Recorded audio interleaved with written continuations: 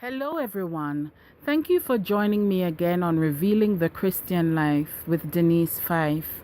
I'm continuing to look at the issues of preachers of LA, and I want to talk about staying true to the thug mentality and swag.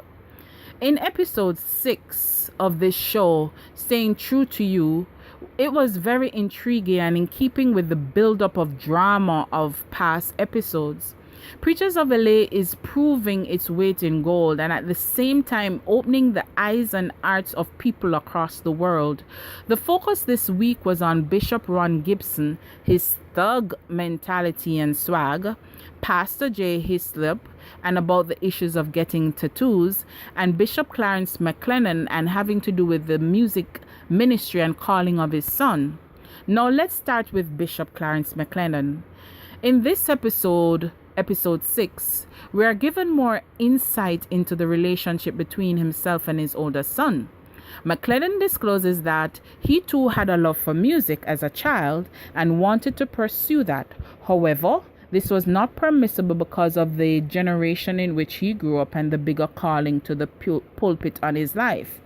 Now, Bishop McLennan was born and raised in Illinois. He assumed his first pastorate at the age of 19, and he's also the founder and president of Salem Bible College. Now, Bishop McLennan has many responsibilities, and therefore it is understandable that he's grooming his son to fill his shoes. This is the same thing that many people do when they have their company, that they raise up their children to take the office and to take over from them. In Preachers of LA Season 1, Episode 6, we see his son lead the music ministry for the 2 p.m. service, and afterwards, the bishop rates how his son performed. This is an important portrayal to Christians and non-Christians alike, as this is exactly how men in business prepare their children to not only inherit their business, but to have the skills to run a successful one. In this case, the business is an international church, Bible college, and an umbrella corporation. Now let's go to J. Hislop. He had us thinking about a long time controversial issue, tattoos and Christians. Certainly off the bat, I agree it's an old mindset, but it is a mindset that Christians must keep in mind. And Wayne Chaney's wife, Maisha, had a very pressing view. You don't want to offend and affect your church ministry. This issue does not affect Pastor Hislop because majority of his congregation have tattoos, and that is the social sphere of which he's from. But as it relates to Pastor Cheney, his congregation is a bit more traditional. In the coming months, how are they going to reflect on the fact that their lead pastor wanted to get a tattoo? Won't this affect his ministry, his believers? What does the Bible say about tattoos and Christians getting them? Does he really not care what is on the outside, as Pastor Hislop teaches and believes? To answer some of these questions, many of us will have to do some Bible study, and I certainly will.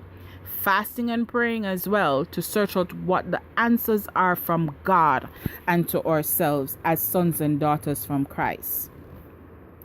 Now let's look at Bishop Ron Gibson. He gave us a well-seasoned and served chilled food for thought. Now this episode for the week saw his fellow ministers cautioning him about being too gangster, flamboyant, and arrogant. These are his words, not mine. The bishop sought the counsel of his trusted and beloved wife, Lavayette Gibson, who also reiterated the point and mentioned that it is true. Bishop Ron tends to mention the cost, designer brand of his clothing, cars, etc. She counseled him again not to rub it in the face of his congregation. We see this happening on this episode and other episodes over and over. Now, Bishop Ron used to be in a gang. This is the premise of his ministry, and he goes back into Compton to preach and teach drug addicts and gang members there. He is also a licensed firearm holder, and this is also a topic of controversy for some. Some would argue that as a man of the cloth, he should exercise his faith and trust God to protect him, while others may argue he is simply being wise and that gang members have no respect for God, but they respect the Glock, as he puts it. As Preachers of LA continues, we will become more exposed to the developing issues in these ministers, pastors, and bishops' lives. Whether it be tattoos, swag, or ministry, Preachers of LA certainly will keep us talking and many of us studying scripture like never before. Myself definitely included. Ladies and gentlemen, sons and daughters of God, we have to keep praying for these men and women. And if you face like issues and if you have doubts, go into the Bible. Seek God, seek the word of God. He will set it clear for you in Jesus' name. Amen.